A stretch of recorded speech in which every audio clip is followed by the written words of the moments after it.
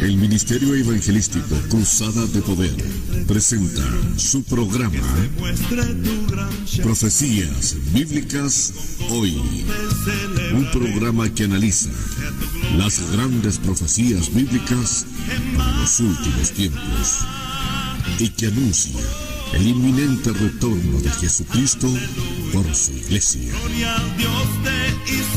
Sea edificado y bendecido por la poderosa palabra del Señor y conozca qué tiempos vive la humanidad y cómo la iglesia debe estar preparada para el retorno del Señor por su santa iglesia. Profecías Bíblicas Hoy. El sueño de la televisión hecho realidad. De regreso vamos a tu tierra, alabanzas daremos solo a ti. Grabando. Vamos. 3, 2. Hola, hola, ¿cómo están ustedes? Que el Señor les bendiga. Qué gusto poder saludarles en esta hora de la noche para quienes nos están viendo permanentemente en gran parte de nuestro país. En realidad estamos muy contentos porque, bueno, les saluda el pastor evangelista Marcos Morales Chávez y les comento que hace unas semanas atrás tuvimos la bendición de estar en Antofagasta, en la ciudad de Antofagasta, por primera vez que yo no tenía la oportunidad de haber estado prácticamente nunca en el norte, solamente en Iquique, pero no conozco Calama, ni Arica, ni conocía Copiapó, ni conocía Antofagasta, y tuve la bendición de estar en Antofagasta y bueno, me gocé de saludar a tantos hermanos y tantas hermanas que son fieles auditores de este programa de televisión Profecías Bíblicas Hoy. Uno cuando está grabando estos programas, haciéndolo, editándolo, creándolo, no se imagina, en realidad no dimensiona la bendición que puede producir el programa y llegar a tantas vidas. Así que para mí es una tremenda alegría, un gran gozo, una gran satisfacción. Creo que se cumplen los propósitos con los cuales Dios nos llevó a la televisión, que es exponer el poderoso mensaje de la palabra del Señor, poder ser usados para defender la sana doctrina. Y en el día de hoy, una vez más, como lo hacemos casi recurrentemente en este programa de televisión, poder hablar sobre los temas de las profecías bíblicas. Como usted podrá contemplar, detrás mío tengo, ¿no es cierto?, una imagen, una gigantografía de lo que es la ciudad de Jerusalén, especialmente de uno de los templos musulmanes. Creo que es el tercer templo más importante de todo el mundo musulmán, que se llama la Mezquita de Omar, donde tuve la oportunidad de estar, por lo menos por fuera. No tuvimos acceso, junto al hermano Gary y al grupo de hermanos que nos acompañó en diciembre del año 2017, a donde estuvimos en Israel, estuvimos en Jerusalén y estuvimos justamente en ese lugar conocido como la Explanada del Templo, que es un lugar muy, bueno, es el lugar quizás más polémico, es el más conflictivo de todo este problema que tienen los judíos con los árabes, con los palestinos. Ya vamos a hablar de eso, vamos a hablar acerca del tercer templo, que ya se viene en realidad. El tercer templo está muy cerca de construirse. Esa va a ser la temática de este programa. Vamos a pasar primero, como siempre lo hacemos, una pequeña pausa y después ya volvemos con el tema para que usted pueda enterarse y nos podamos, ¿no es cierto?, gozar en cómo las profecías bíblicas se están cumpliendo de una manera impresionante ante nuestros ojos. Vamos a la pausa y volvemos, no se vayan. Oh, aleluya, aleluya. Estamos presentando al Ministerio Evangelístico Cruzada de Poder y su programa Profecías Bíblicas Hoy.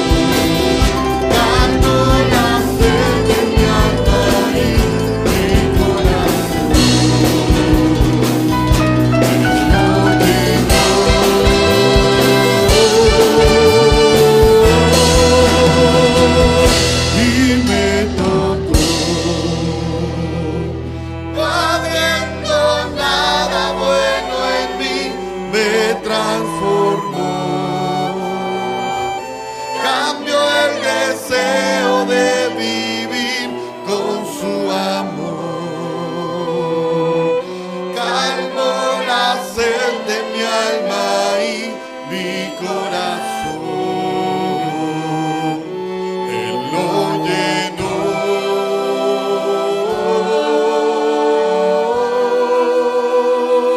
Y me tocó. No habiendo nada bueno en mí, me transformó.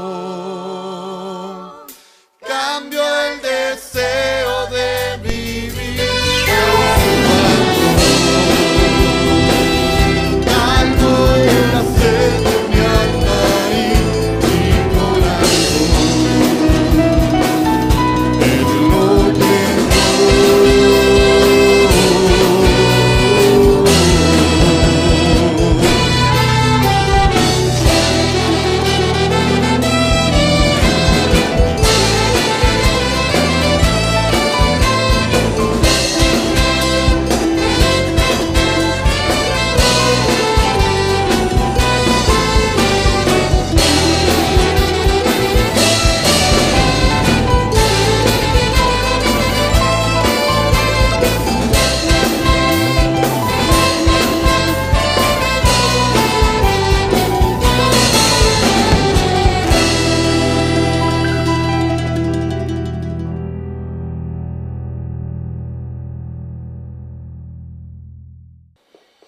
Bueno, ya estamos de regreso junto a ustedes para compartir el tema acerca del tercer templo. Bueno, podríamos pensar nosotros los que somos, ¿no es cierto?, nuevo testamentarios, los que pertenecemos a este pacto nuevo, los que somos parte de la iglesia gentil, por así decirlo, que no tendríamos por qué preocuparnos mucho en relación a la nación de Israel, por ejemplo, en relación al propósito que Dios tiene con los judíos, o qué va a pasar con los judíos en el tiempo de la gran tribulación, puesto que según, ¿no es cierto?, la Escritura dice claramente, la iglesia no pasaría por la gran tribulación, que no, obviamente no lo va a hacer, y es la nación de Israel la que quedaría aquí para la gran tribulación.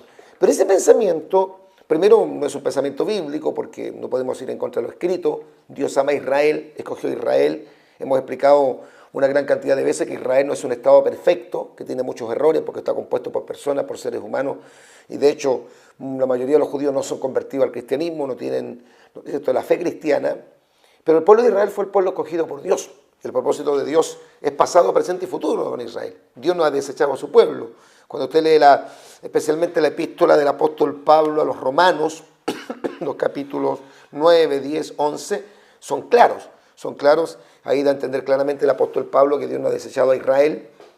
Israel lamentablemente está en un periodo de endurecimiento, que los judíos rechazaron al Mesías, tal como nos enseña la Biblia en San Juan capítulo 1, versículo 11, que lo suyo vino y los suyos no le recibieron. Los 4 evangelios hablan del momento cuando Poncio Pilatos presentó a Jesús y a Barrabás y les dio la opción a la nación de Israel, a los judíos, de poder librar al Señor Jesucristo, y ellos prefirieron a Barrabás, se echaron el juicio encima. Junto con esto se coordina lo que dice la Escritura, ya que ellos dijeron, bueno, la sangre de este justo sea sobre nosotros y sobre nuestra descendencia, cuando Poncio Pilato de forma cobarde pidió el lebrillo con agua y se lavó las manos para decir que él no tenía ninguna responsabilidad en la muerte de Jesucristo, lo cual indudablemente sabemos que no es así, porque Pilato tiene responsabilidad, lo tiene el Imperio Romano, lo tienen los judíos, y en realidad Jesucristo murió por todos nosotros, por lo tanto todos somos culpables de una u otra forma de la muerte del Señor Jesucristo. Cuando Pilato hizo este acto cobarde de lavarse las manos y decir yo estoy limpio de la sangre de este justo, la reacción del pueblo de Israel, de la multitud de gente que estaba ahí, es patética, porque dicen la sangre de este justo sea sobre nosotros y sobre nuestros hijos. O sea, ellos echaron la maldición encima. Y la historia dice que en el año 70, o sea, menos de 30 años después, el emperador Tito invadió la ciudad de Jerusalén, la destruyó prácticamente en su totalidad, y lamentablemente sin tener planes, igual lo hizo, destruyó el templo. El templo, conocido en realidad como el segundo templo, porque el primer gran templo de los judíos fue el templo de Salomón.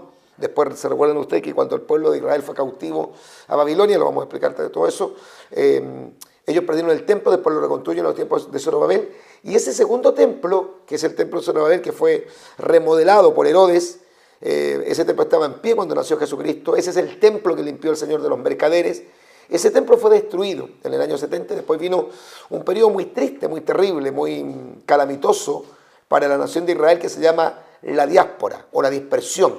Los judíos no volvieron a su tierra hasta el año 1947.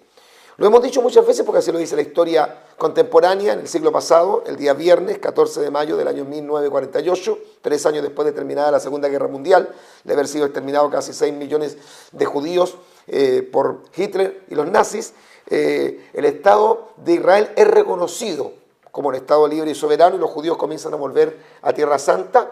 En el 67 los judíos en una guerra que la iniciaron los árabes retoma la parte este de la ciudad de Jerusalén donde precisamente estaba el templo, donde se dice que en ese exacto lugar o muy cerca de ahí, a metros, está la mezquita de Omar, la que está detrás de mí, que usted está mirando en su pantalla, y ahí o muy cerca de esta mezquita debería construirse el tercer templo.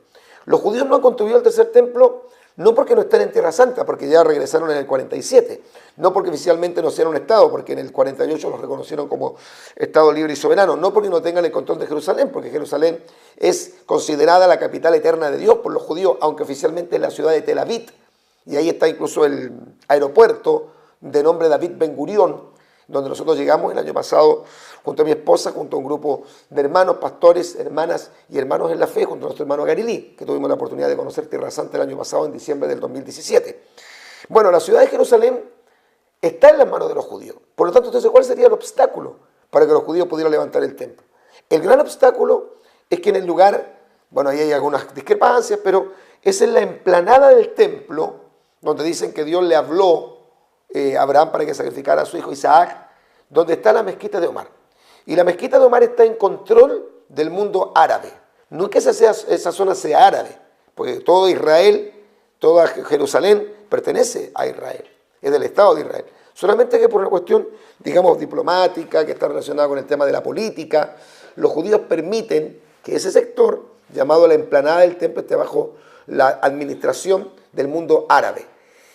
De eso más o menos vamos a hablar, y esto está directamente relacionado indudablemente con lo que es el retorno del Señor Jesucristo en gloria, o sea, está relacionado con las profecías bíblicas. Para quienes son escatólogos, que yo no lo soy, pero para quienes son escatólogos, casi para todos los escatólogos que creen, ¿no es cierto?, que Israel tiene un rol preponderante en este tiempo, para todos ellos es claro que la construcción del tercer templo es básica, elemental y es una pieza vital en el gran cronograma escatológico. ¿Por qué? Porque el tercer templo debería estar en pie, o sea, va a estar en pie en los días de la gran tribulación. Eso es sí o sí. En los días de la gran tribulación, el tercer templo tiene que estar en pie. ¿Por qué? Porque básicamente hay una acción abominable, que de todas las acciones, los hechos, ¿no es cierto?, abominables, execrables, repudiables, condenables, anticristianos que va a cometer precisamente la persona del anticristo en los días de la gran tribulación, el peor de todos ellos se llama la abominación desoladora. Jesucristo habló de la abominación desoladora, habló de este hecho, que está en Mateo capítulo 24, me parece que versículo 15, la abominación desoladora. Y lo explica un poquito más en detalle el apóstol Pablo cuando escribe la segunda carta a los tesalonicenses en el capítulo 2, me parece que es el versículo 2 y 3. Dice ahí que el anticristo se sentará en el lugar de Dios, en el templo de Dios, haciéndose pasar por Dios, en el templo de Dios. Recordemos que no puede ser el templo de Dios en la iglesia porque la iglesia no va a estar en los días de la gran tribulación, va a ser arrebatada antes. Por lo tanto, se está refiriendo al templo físico, que los judíos deben levantar en lo que se conoce como la explanada del templo en la ciudad de Jerusalén, en la parte este de la ciudad. Por lo tanto, la construcción de este tercer templo está ligada directamente con los tiempos finales. Está ligada directamente con el rapto de la iglesia. Pero vamos con las imágenes y vamos a ir lentamente explicando todo porque la idea es que podamos entender claramente la enseñanza. Este estudio es una recopilación de un gran escatólogo de nombre David Reagan, el doctor David Reagan, de nacionalidad americana, y que es traducido por nuestro amado hermano Donald Tolmus, me parece que es de Nicaragua el hermano Donald. Bueno, él nos está siempre enviando este material, que viene en inglés, pero él lo traduce al español. ¿Se viene el tercer templo? Sí. Estamos hablando de un pasaje bíblico, que yo creo que es el más claro, que menciona cuál es la acción, el hecho, el suceso, que se conoce como la abominación desoladora. Cuando Pablo escribe la segunda carta a los tesalonicenses del capítulo 2, está justamente hablando del anticristo, está hablando de la venida del Señor. Y dice, el cual, el anticristo, este personaje que nadie sabe quién es, pero será un personaje mundial, un gran político, quizás el más importante de todos los políticos, el más influyente, el más capacitado, el más inteligente, el más poderoso, el más influyente de todos. Dice que se opone y se levanta contra todo lo que se llama Dios, por eso que es el anticristo, porque está en contra de Cristo, en contra de la fe cristiana, en contra del cristianismo, en contra de la Biblia, en contra de la fe, o es objeto de culto. Tanto así, o sea, tiene tanta aversión a lo de Dios el anticristo, que se sienta en el templo de Dios como Dios, haciéndose pasar por Dios. Él se sentará, literalmente está hablando que el anticristo se sentará en el templo de Dios. Para que el templo de los judíos esté en pie, que así es reconocido el templo de los judíos como el templo de Dios, tiene que estar en pie el templo. Y el templo en este momento no está levantado. Explicábamos que ha sido la gran controversia de los judíos por el tema del templo. Y explicábamos que anteriormente el templo de los judíos en realidad se ha levantado 2 veces. 2 veces se ha edificado este templo. Y lo vamos a explicar así detalladamente. La idea es que usted pueda, más que anotar los versículos, que es muy importante que lo haga, captar la idea. Porque, amados hermanos, pastores, predicadores, hermanos que aman la venida del Señor, que están esperando el retorno de Cristo, que les gusta la profecía bíblica, el tema de la profecía bíblica no es simple de entenderlo.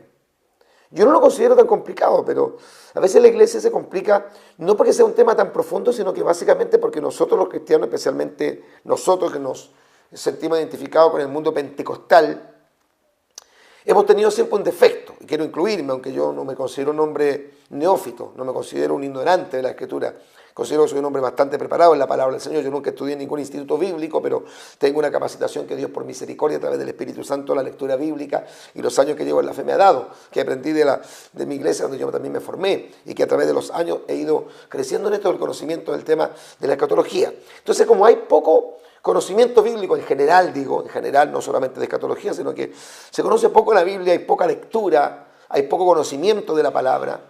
Las iglesias pentecostales en general, aunque gracias a Dios esto ha ido cambiando positivamente en los últimos años, siempre la iglesia pentecostal fue mala para leer. Siempre la gente de los templos, de las iglesias, de los concilios de línea pentecostal fueron malos para escudriñar. Buenos para orar, para cantar, alabar a Dios, imponer manos para predicar, y eso está correcto, está bien, gloria a Dios, hay que hacerlo, nunca hay que dejar de hacer eso, porque ese es el corazón del evangelio, predicar la palabra, llevar el mensaje con fervor, con pasión, con la unción, la llenura, la gracia y la autoridad del Espíritu Santo es demasiado importante. Pero paralelo a esto, el conocimiento bíblico es vital, porque dice la Biblia, ¿cómo creerán sin haber quien les predique? O sea, vamos a ir a predicar y tenemos el fervor, la pasión, el deseo de predicar. ¿Pero qué vamos a predicar? Tenemos que predicar las Escrituras. Si alguno habla, debe hablar conforme a las palabras de Dios, dice 1 de Pedro capítulo 4, versículo 11. Por lo tanto, ¿por qué cuesta a veces tanto que el pueblo evangélico entienda la escatología? No porque la escatología sea tan compleja, sino porque nosotros no tenemos el hábito de estudiar la Biblia. Cuando usted estudia la Biblia y cuando usted ama la palabra y se mete en la palabra, sin necesariamente ser un teólogo, un escatólogo, un bachiller en teología, si usted haya ido a estudiar 5 años en un instituto bíblico, usted va a poder entender con mucha más facilidad el cronograma escatológico. Y dentro del cronograma escatológico, lo primero que anunciamos, y aquí hablo en general porque es el anuncio de casi todo el pueblo evangélico, es muy raro que haya una denominación cristiana de sana doctrina que no crea, a lo mejor unos somos más fervorosos, tocamos más el tema, pero no hay una iglesia de sana doctrina que no crea en el rapto, en el arrebatamiento. ¿Qué estamos esperando nosotros? ¿Que se levante el templo? No. Que aparezca el anticristo y arrancar de la ira venidera, arrancar de los juicios, arrancar de la marca de la bestia tratando de eludir en algún lugar de la tierra la persecución. No. Lo que nosotros los cristianos estamos esperando primero es el rapto, el arrebatamiento, lo que algunos llaman la parusía, el advenimiento del Señor. Cuando Jesucristo descienda del cielo como ladrón en la noche y levante la iglesia. ¿Para qué la va a levantar? ¿Para qué la va a tomar? ¿Para qué la va a sacar de aquí? Porque la librará, primera de Tesalonicenses capítulo 1, versículo 10, la librará de la ira venidera. La guardará de la hora de la prueba, como dice Apocalipsis capítulo 3, versículo 10. La salvará de la gran tribulación, como dice Hebreos capítulo 9, versículo 28. Como enseña también el propio Señor Jesucristo. Dice, orad para que seáis tenidos por dignos de escapar. Nosotros escaparemos. En cambio, los impíos, dice, no podrán escapar. Ellos no escaparán, pero los cristianos escaparán. No porque nosotros tengamos la facilidad y la capacidad de irnos al cielo, sino porque el Señor nos va a sacar antes. Y después que ocurre el rapto, después que el Señor levante su iglesia, después que los cristianos seamos sacados de aquí, llevados al cielo, al paraíso, como nos enseña San Juan, capítulo 14, versículos 1, 2 y 3. ¿No es cierto? A la casa del Padre. Y si me fuere y os prepararé el lugar, vendré otra vez y os tomaré a mí mismo, para que donde yo esté, vosotros también estéis. Eso tiene que quedarnos claro. Si usted no entiende esta parte, le va a ser muy difícil entender todo el resto del cronograma escatológico. Lo primero que estamos esperando nosotros es el rapto. El anhelo nuestro, la esperanza bienaventurada, como dice Tito capítulo 2, versículo 13, es el retorno de nuestro Señor Jesucristo. ¿Ok? Ocurrido el rapto, comienza un periodo, un tiempo que es breve, es corto, dura 7 años, pero es muy intenso, 7 años. En estos 7 años suceden muchas cosas. Y dentro de las cosas que van a suceder en estos 7 años de gran tribulación, cuando la iglesia no va a estar aquí, sino que va a estar en el cielo, es que precisamente el anticristo aparecerá, emergerá, este personaje siniestro. La bestia, como lo llama Apocalipsis, capítulo 13, verso 1. Emergerá, tomará el control del mundo. Los primeros 3 años y medio se cree que serán años más o menos pacíficos, tranquilos, quietos, donde el anticristo hará toda una campaña junto al falso profeta, que será su lugarteniente, su ministro de propaganda, para favorecer la imagen del anticristo y para convencer a todo el mundo que el anticristo es el gran Mesías, es el gran hombre, es el gran salvador del mundo, es el gran estadista, es el hombre que la humanidad necesita. Recibirá el beneplácito, el aplauso del mundo entero, porque la Biblia dice que la tierra entera se maravillará en pos de la bestia y dirán, ¿quién como la bestia? Que es uno de los títulos que se le aplica al anticristo. ¿Y quién podrá luchar contra ella? Gloria al Señor. Pero uno de los sucesos más terribles, y dicen que podría ocurrir justamente a la mitad de la gran tribulación, va a ser cuando el anticristo cometa lo que se llama la abominación desoladora, que Jesucristo lo menciona en Mateo capítulo 24, versículo 15, que Daniel también la menciona, y que el apóstol Pablo, ¿no es cierto?, da más detalles sobre el suceso. Pero ese hecho de meterse en el lugar santo, entrar al templo de los judíos en Jerusalén, no para adorar a Dios, el anticristo no va a hacer eso, no para que los sacerdotes quemen incienso, no para presentar un sacrificio, una ofrenda, sino para meterse en el lugar santo y decir, yo soy Dios, hacerse pasar por Dios y pedir que todo el mundo le adore. Por eso se llama abominación desoladora, porque es un acto condenable, repudiable, execrable, asqueroso, abominable ante los ojos de Dios, totalmente condenable por Dios. Para eso tiene que estar en pie el tercer templo. ¿Y por qué hablamos del tercer templo?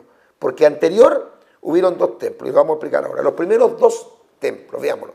Recordemos, amados hermanos y amigos televidentes, brevemente, que los judíos, el pueblo de Israel, en el Antiguo Testamento, construyeron 2 templos en los tiempos, primero, en los tiempos del comienzo de la monarquía y después en los tiempos posterior al exilio, o sea, el Antiguo Testamento. El primer templo, en la época del comienzo de la monarquía, que fue construido por Salomón, creo que es un personaje famoso. Los que leemos la Biblia sabemos que Salomón fue el escritor de Proverbios, fue el escritor de Eclesiastés, el libro del Predicador, y fue escritor, ¿no es cierto?, del libro del Cantar de los Cantares. Todos sabemos que Salomón fue el hombre más rico del Antiguo Testamento, dicen que el hombre más sabio de todo el Antiguo Testamento por la sabiduría que Dios le concedió. Salomón es hijo directo del rey David.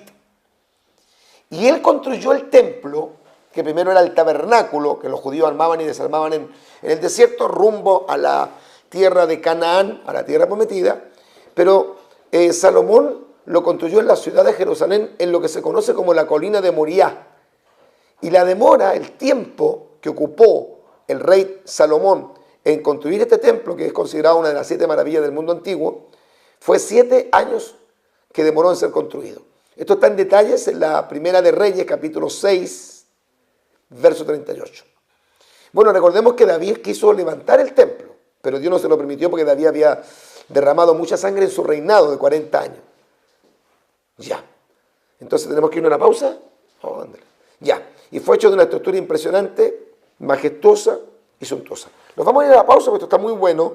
Yo creo que vamos a tener que hacer 2 programas de esto porque esto está demasiado interesante, porque yo quiero ir lentamente, paso por paso. Nos vamos a la pausa y regresamos con este tema. El templo ya se viene, ¿eh? Eso está cercano, no se vaya.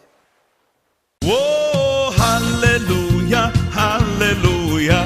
Estamos presentando al Ministerio Evangelístico Cruzada de Poder y su programa Profecías Bíblicas Hoy.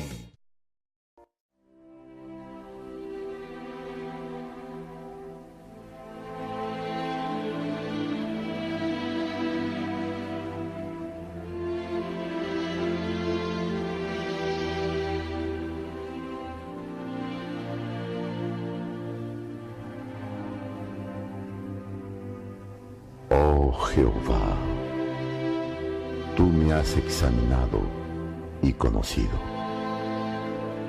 Tú has conocido mi sentarme y mi levantarme. Has entendido desde lejos mis pensamientos. Has escudriñado mi andar y mi reposo. Y todos mis caminos te son conocidos. Pues aún no está la palabra en mi lengua. Y he aquí, oh Jehová, tú la sabes toda. Detrás y delante me rodeaste, y sobre mí pusiste tu mano. Tal conocimiento es demasiado maravilloso para mí. Alto es, no lo puedo comprender.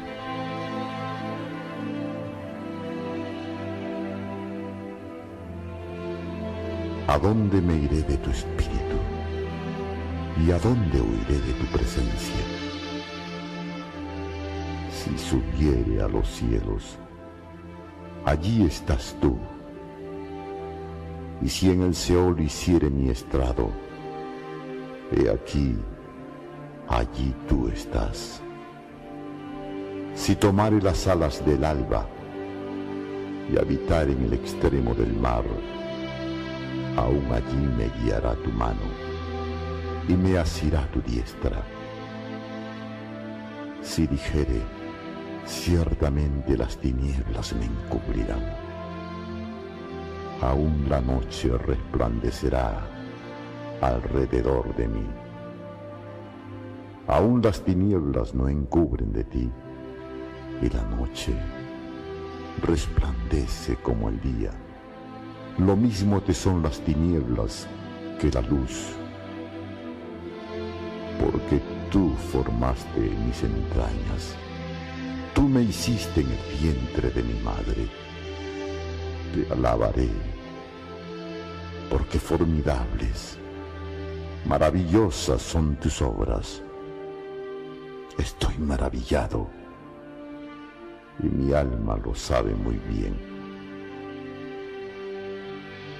No fue encubierto de ti mi cuerpo, bien que en oculto fui formado y entretejido en lo más profundo de la tierra. Mi embrión vieron tus ojos, y en tu libro estaban escritas todas aquellas cosas que fueron luego formadas, sin faltar una de ellas.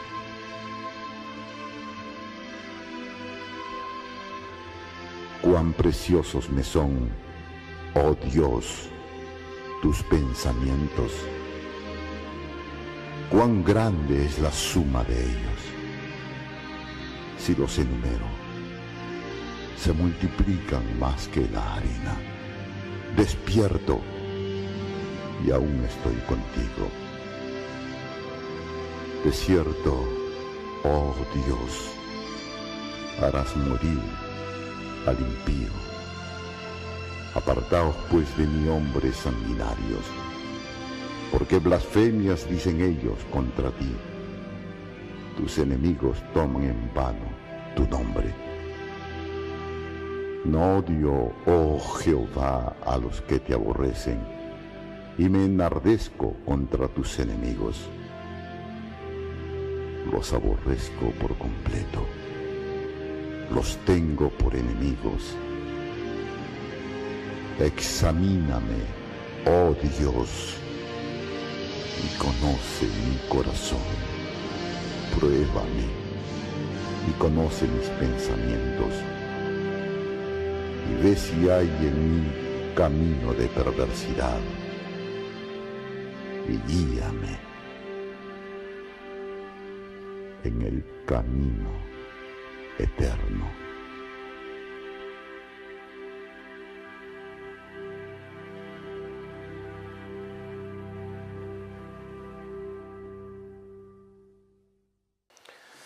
Bueno, el tema está tan interesante que yo creo que vamos a tener que usar 2 programas, pero nuestro propósito es poder enseñar correctamente. Nuestro deseo es que la gente pueda aprender bien.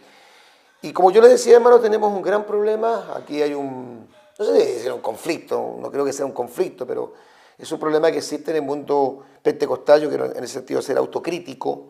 Y quiero incluirme porque a veces la gente dice, claro, el pastor Marco se cree como superior al resto. No, yo pertenezco al mundo pentecostal. Nací en Cristo en una iglesia pentecostal, me convertí al evangelio en un movimiento pentecostal y jamás podría yo caminar en una iglesia reformada, en una iglesia bautista, presbiteriana, episcopal, porque yo soy pentecostal, creo totalmente en el poder del Espíritu Santo.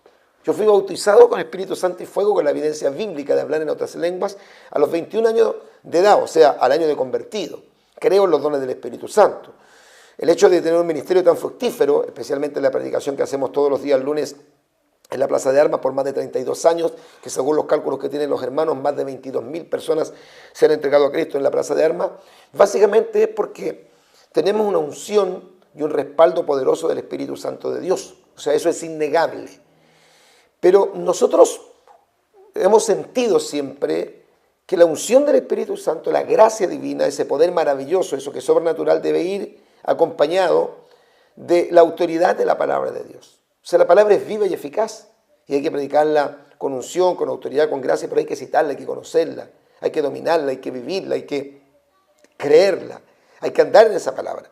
Y quizás por eso, vuelvo a repetir, ha costado tanto que ese sector de la iglesia evangélica, que es muy numeroso porque los pentecostales somos por lo menos fácilmente el 80-85% de toda la población evangélica en Chile, pueda entender con más facilidad, como deberíamos entender, el tema de la escatología bíblica. Cuando usted lee el Antiguo Testamento, lee un poco la historia de Israel, el tiempo de la monarquía, el tiempo, o mejor dicho, el tiempo, ¿no es cierto?, de la esclavitud, el tiempo del éxodo, el tiempo de la peregrinación, 40 años en el desierto, el tiempo de la conquista con Josué, el tiempo un poco de anarquía con el tiempo de los jueces, después el tiempo de la monarquía cuando comienzan a reinar Saúl, ¿no es cierto?, David, Salomón y todos los reyes, después hasta el final del tiempo de la monarquía, cuando viene la cautividad, los judíos son llevados a Babilonia 70 años, después regresan después de 70 años, viene el tiempo de Esdras y Nehemías, de los relatos de aquellos 2 libros históricos donde los judíos vuelven a Jerusalén y reconstruyen el templo. Cuando usted entiende eso, con más facilidad va a poder también comprender la parte de la escatología bíblica. Y estamos estudiando un poquito el tema de los 2 templos. Decíamos los primeros 2 templos, vamos con la imagen. Recordemos brevemente que los judíos construyeron 2 templos en los tiempos del Antiguo Testamento. El primer templo en la época del comienzo de la monarquía, que fue construido, como decíamos, por Salomón, el hijo del rey David, en la ciudad de Jerusalén, en la colina de Moriah. Y la Biblia en Primera de Reyes, capítulo 6, versículo 38, dice que demoró 7 años en construirlo. Este templo fue de una textura impresionante, porque recordemos que Salomón era un hombre riquísimo. Por lo tanto, la construcción del templo fue impresionante. El templo conocido como el templo de Salomón, aunque es el templo de Jehová, pero entendemos lo denominamos así para diferenciarlo del otro segundo templo, del cual vamos a hablar también, que es el templo de Zorobabel. El templo de Salomón fue majestuoso, la construcción fue suntuosa. De hecho, fue considerado una de las 7 maravillas del mundo antiguo. El día de su inauguración oficial, la gloria de Jehová descendió de manera impresionante sobre el templo, tal como relata 2 de Crónicas, capítulo 7, versículo 1. Fue para los judíos confirmación de la presencia divina, y ese templo fue para ellos uno de los más grandes orgullos nacionales. Alabados al Señor. Ahí está, la imagen, porque obviamente no hay fotografía, la imagen, hago un dibujo de lo que puede haber sido un croquis. Tiene que haber sido la belleza, lo majestuoso, lo hermoso, lo impresionantemente grande, esa gigantesca mole. Estamos hablando de una construcción hecha 1000 años antes de Jesucristo. Gloria al nombre del Señor. Que lamentablemente fue destruida, pero es el templo más majestuoso. De hecho, los judíos dicen que de los 2 templos que han habido y del tercero que se construiría, el de Salomón no tiene parangón. No se podría comparar el templo de Salomón por su estructura, por la inversión económica que hizo el rey Salomón, hijo de David. Continuamos. El problema de este templo es que fue destruido. Pero fue destruido por una razón. No es porque Dios lo abandonó, porque Dios lo dejó a su merced, a su suerte, no. Fue porque el pueblo de Israel pecó de una manera tan obstinada, tan permanente, tan constante, cayó en idolatría, adoró a Baal, a Kemosh, a Milcón, quemó incienso en los lugares altos, a deidades paganas, y se apartó del pacto con Jehová, que Dios le envió profetas y les advirtió que si no se volvían, no se arrepentían, no se convertían, no se volvían al camino correcto o no volvían al temor de Jehová, como dice Jeremías 6:16, no volvían a la senda antigua, Dios los destruiría. Y les envió profetas y se los dijo, especialmente a Jeremías.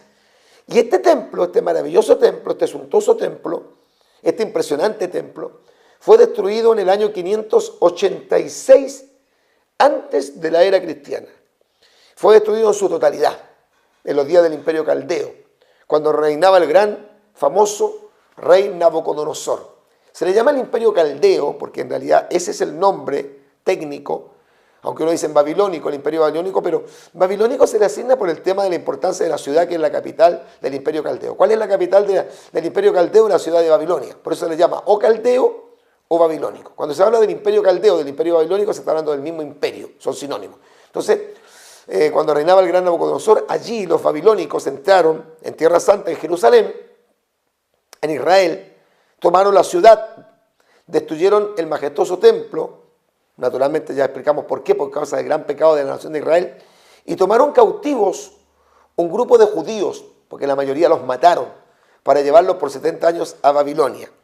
Entre esos judíos que fueron llevados, saquemos la imagen, entre esos judíos que fueron llevados estaban justamente Daniel, Sadrach, Mesach y Abednego, Misael, Azarías y Azarías, que eran los jóvenes muchachos que fueron después cambiados sus nombres. El nombre de Misael, el nombre de Azarías eran nombres hebreos y fueron cambiados por nombres caldeos o nombres babilónicos como Sadrach, Mesach y Abednego. Ese tiempo fue,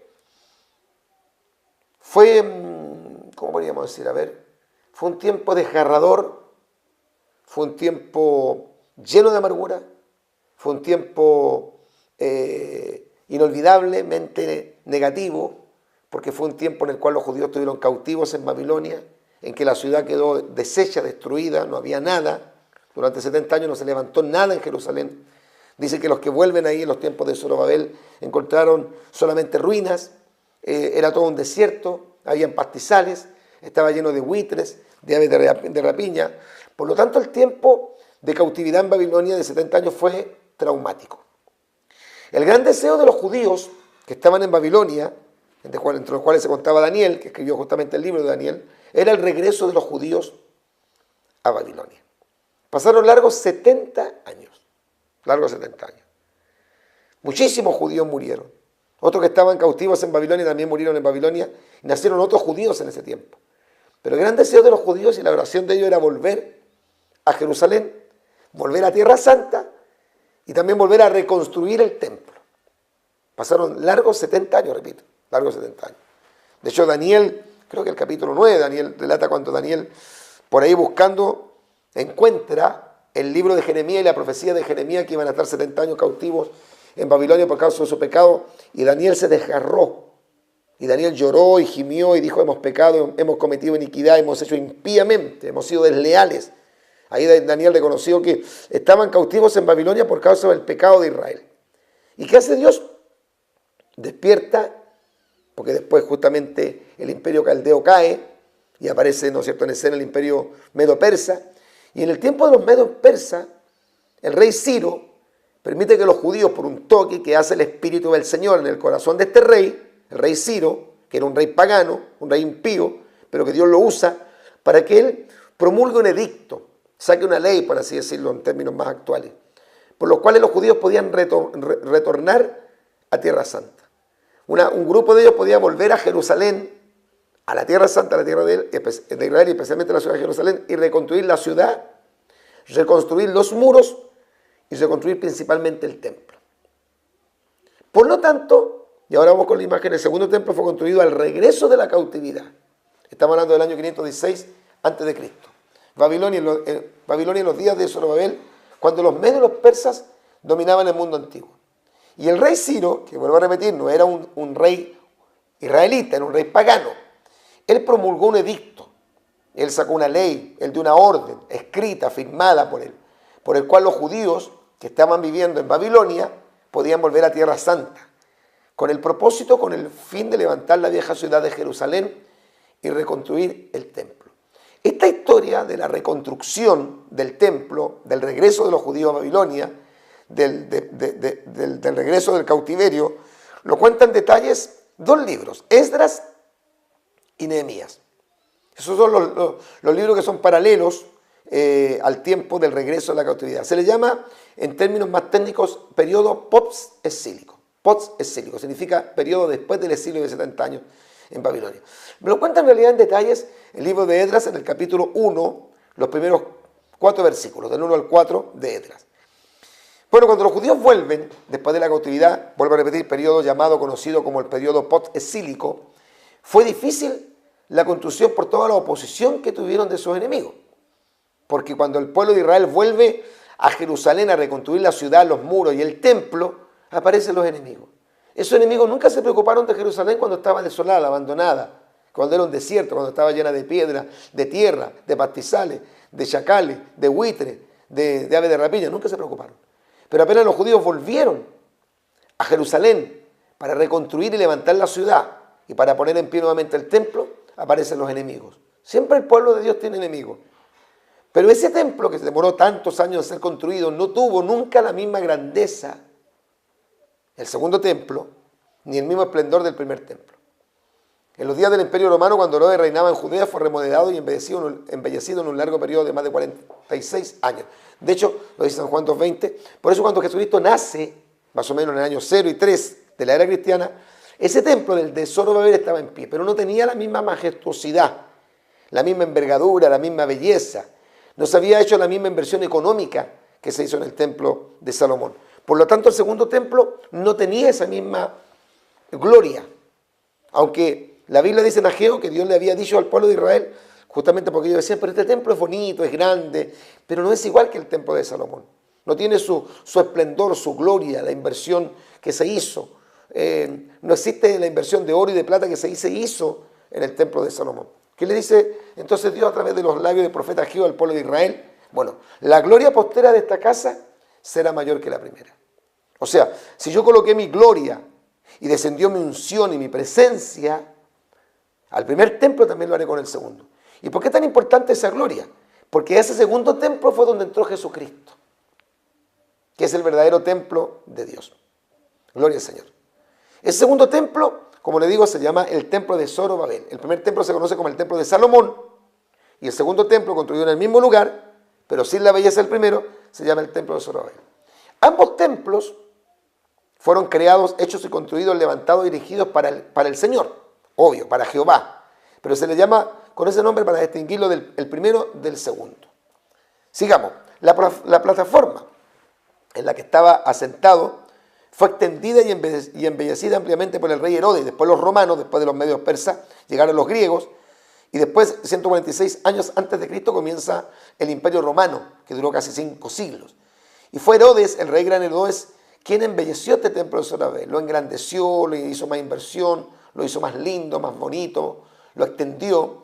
Pero ya que los sacrificios nunca se detuvieron durante esa... dice, la plataforma en la que estaba sentado fue extendida y embellecida ampliamente por el rey Herodes, así como lo fue el templo, pero ya que los sacrificios nunca se detuvieron durante esa renovación y expansión, el nuevo templo aún era considerado como el segundo templo. O sea, el templo de Herodes es el mismo templo de Zorobabel. No es que sean dos templos distintos. Lo que pasa es que el templo de Zorobabel, cuando Herodes toma el poder en Judea, ese templo lo comienza a embellecer. Lo hace más grande, invierte más dinero. Eso es más o menos la historia de los dos templos. Quiero explicar esto para que usted pueda entender, ¿no es cierto?, la importancia del templo que viene. ¿Ya? Estos dos templos, el de Salomón, como el segundo templo, el de Zorobabel, fueron destruidos. Y contaba yo, al principio del programa, que la historia dice que fue en el año 70 en que este templo de Zorobabel y de Herodes, que es el mismo templo, tiene dos nombres por el tiempo en que lo administró Herodes, fue destruido totalmente. Y los judíos se quedaron sin templo hasta el día de hoy. Los judíos no tienen templo hasta el día de hoy.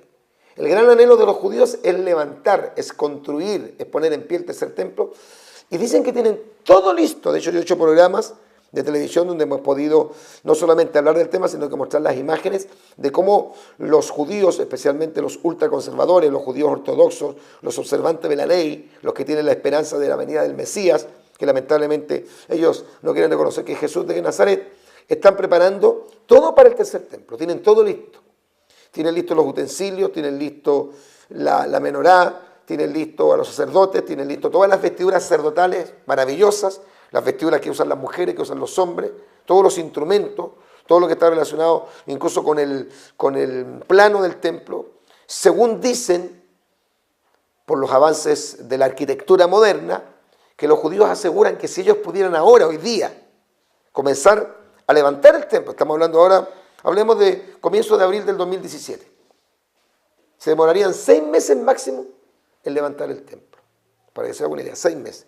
Se hablaríamos de abril, mayo, junio, julio, agosto, septiembre. Ya, no tenemos que ir a la última pausa. Bueno, nos queda harto, tenemos que hablar del tercer templo, ¿no es cierto?, sus características, quién va a gobernar ese templo, cómo va a ser, cómo lo van a construir, en qué lugar va a ser construido. Eso lo vamos a ver en el próximo programa y lo que va a ocurrir con la abominación desoladora. Nos queda harto todavía por ver en el próximo programa. Pero nos vamos a la pausa, regresamos pronto para ya después despedirnos y dejarnos enganchados para el segundo programa de este interesante tema. Oh, aleluya, aleluya. Estamos presentando al Ministerio Evangelístico Cruzada de Poder y su programa Profecías Bíblicas Hoy. Alabado sea el Señor, amén. Gloria al Señor, Dios ha querido que así sea, amén. Lo hemos vivido y lo estamos disfrutando y lo haremos hasta el final, amén. ¡Aleluya!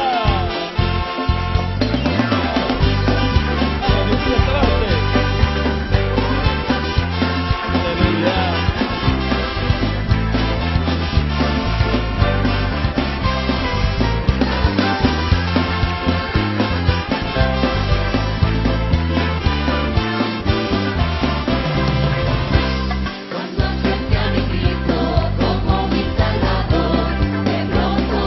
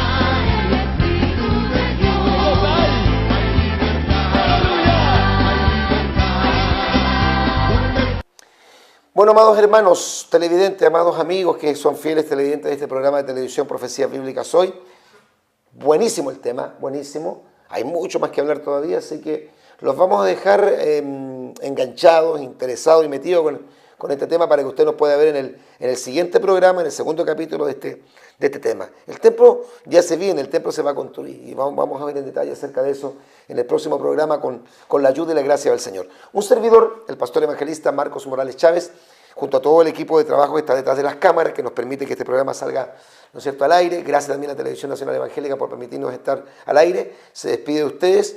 Un gran abrazo, que el amor de Dios, la gracia de nuestro Señor Jesucristo y la comunión del Espíritu Santo sea con todos vosotros. Hasta el próximo programa.